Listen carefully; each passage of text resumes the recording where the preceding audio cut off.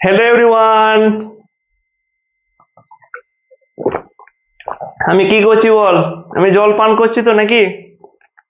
তাহলে ধর আমরা জল পান করি তাই তো, আমাদের পিপাসা লাগে এবং সেই পিপাসা মেটানোর জন্য আমরা জল পান করি। তাহলে ধর তোরা বলবি বাংলাতে যে আমরা জল পান করি, সেটা ইংরেজিতে কিভাবে লিখবি? আমি জল পান করি। বল তোরা কিভাবে লিখবি ইংরেজিতে? তোরা সবাই জানিস, কি জানিস? আমির আমির ইংরেজি কি জানিস তাই তো? আমির ইংরেজি আই। এরপর কি বসবে? জল বসবে না পান করি? পান করি ইংরেজি কি? পান করির ইংরেজি হচ্ছে ড্রিঙ্ক।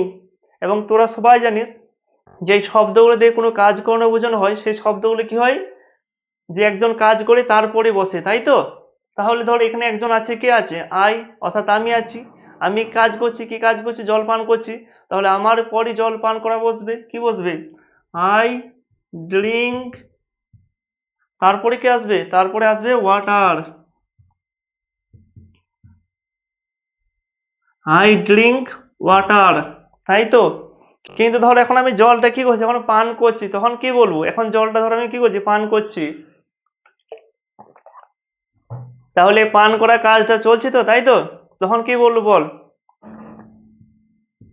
আমি জল পান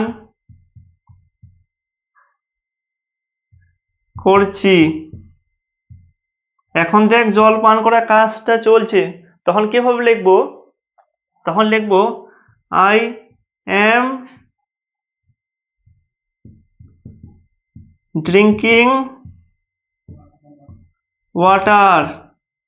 আমি জল পান করছি, আই এম ড্রিঙ্কিং ওয়াটার, এভাবে বলবো।